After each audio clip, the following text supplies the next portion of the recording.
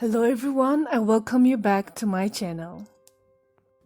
In this video, we will learn case study.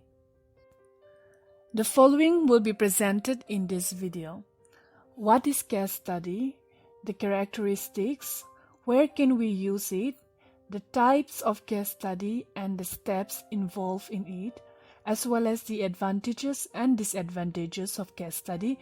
Then we will come to the conclusions. What is case study? In order to learn what is case study, we will go through a brief introduction and then we will look into the definitions of case study. Alright, so who first started using this? Who first started using case study? There was a man named Sigmund Freud. He was an Austrian neurologist. He was the first person, or let's say he was a pioneer in using case study methods in the field of psychiatry to treat his psychoneurotic patients. Now you must be very familiar with Sigmund Freud if you are a psychology student or educational students. He is very renowned in the field of psychology and he's the founder of psychoanalysis. Alright, so what is case study? Case study is an intensive investigation of a social unit, or it is undertaken to examine social unit. Now the unit can be an individual, a social group, a family, social institutions, or a community. P.V. Young, he described or he defined case study as a comprehensive study of a social unit, be it a person, a group of persons, an institution, a community, or a family. In a case study, the researcher attempts to examine an individual or unit in depth. Alright, so it is an in-depth study of a limited number of representative cases. So the sample can be small in case study, but it is in-depth. Now, case study, it is a qualitative research and it uses multiple methods of data collection like observation, interview, questionnaire, inventories, recorded data in the form of document, etc. And we have to remember that case study is not used to determine the cause and effect, nor to discover generalizable truth or make a prediction. Rather, the emphasis is placed on exploration and description of a phenomenon. Like I've said, case study is not used to determine cause and effect. Rather, the emphasis is on exploration and description of phenomenon. Yet we have to remember that case study can also be used to establish cause and effect. By now, you already have some idea of what case study is. To learn further, we will look into the characteristics of case study. Number 1, the number of units to be studied is small, which means that the number of representative or the number of sample is small in case study. Second, it studies a social unit deeply and thoroughly. It can be any unit, it can be an individual or community, a social unit. So any unit, it's studied deeply and thoroughly, which is why it is in-depth study. Third, it is able to combine both subjective and objective data to achieve an in-depth understanding. So we can use both subjective as well as objective data. Fourth, it covers sufficient wide cycle of time, which is why it is in-depth. In in-depth study, it takes time. Fifth, it has continuity in nature. Sixth, it answers questions of how or why, which is why it is qualitative research. 7. Commonly used in collecting in-depth data in a natural setting. Now, this is a distinctive feature of case study, that is a study conducted in natural setting where the researcher has little or no control over the events and there is a real-life context. Now the question arises, where can we use case study? Originally, case study was used in medicine to examine the patient's previous development, their health, and other factors in the past. Now, we can use case study in the fields of social sciences, law, education, psychology, and medicine. In the educational context, we can use case study to study typical individuals like drug addicts, juvenile delinquents, school dropouts, slow learner, gifted individuals or gifted students, etc. We can also study institutions like the schools showing poor performances, the leading colleges, leadership among school students, etc. Coming to the types of case study, we will briefly go through three types. The first is intrinsic case study. In intrinsic case study, the objective is to understand the particulars of the case. An intrinsic case study is a type of study wherein the subject itself is the primary interest. For example, the Ginny case. Now, if you haven't heard about her stories, you will find in different websites. You can just Google it.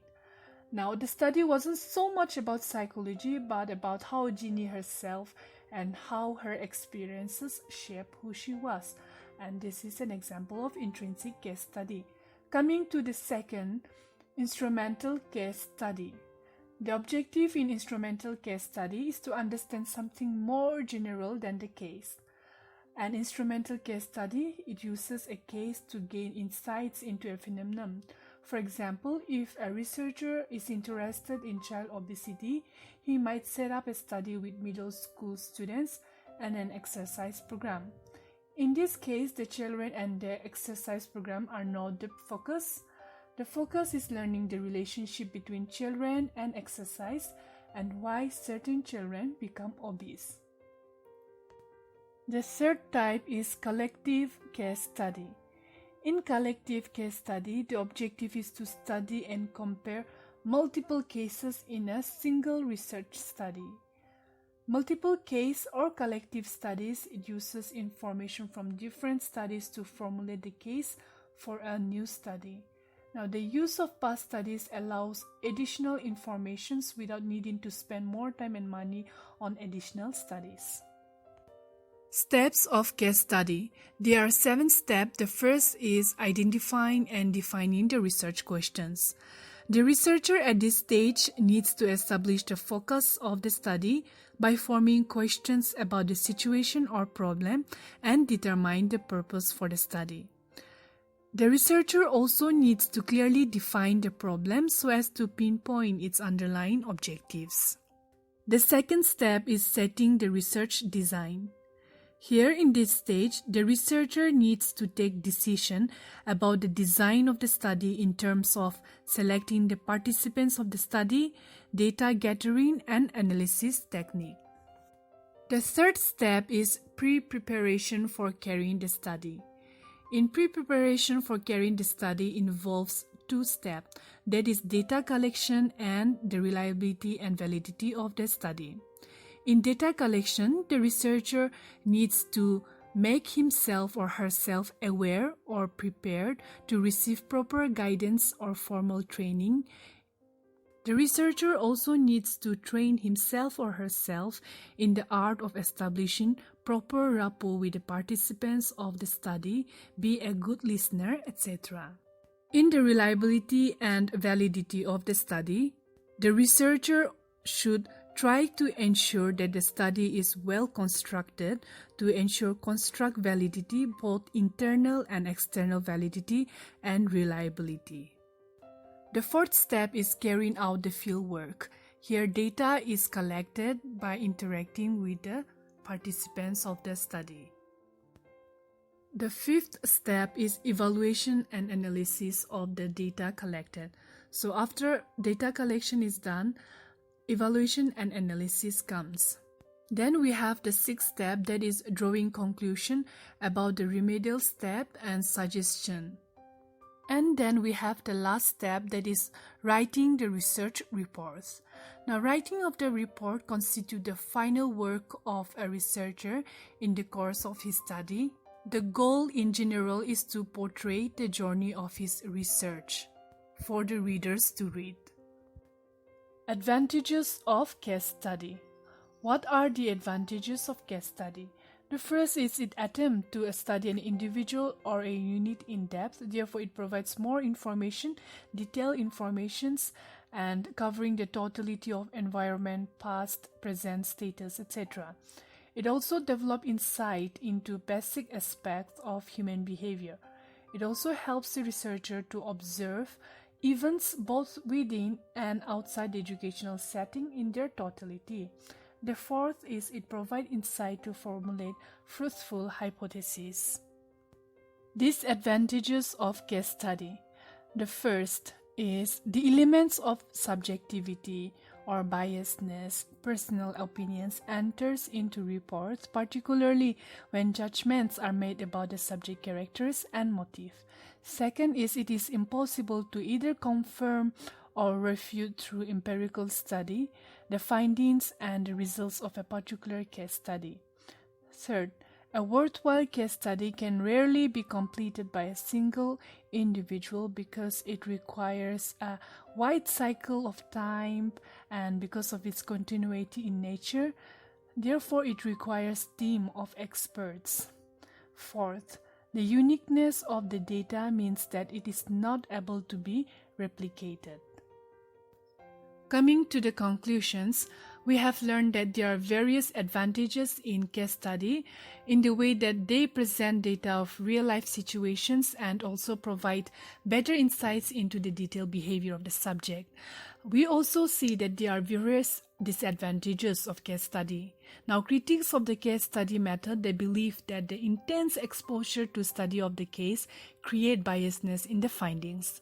Some dismiss case study research as useful only as an exploratory tool. Despite this criticism, researchers they continue to use the case study method, particularly in studies of real-life situations governing social issues and problems. So that is all in this video. Thank you so much for watching.